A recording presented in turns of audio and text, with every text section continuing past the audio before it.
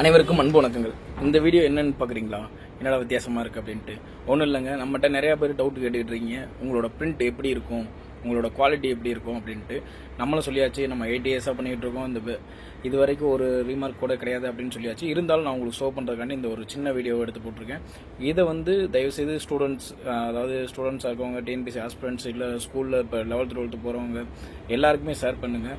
ஏன்னா print out தமிழ்நாட்டிலே 60 பைசாவுக்கும் plus lowest delivery காஸ்ட்டுக்கும் நம்ம சென்ட் பண்ணிடுவோம்.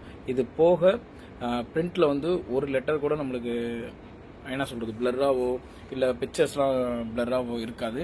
அதுக்கு 100% நம்ம கேரண்டி கொடுத்துடலாம்.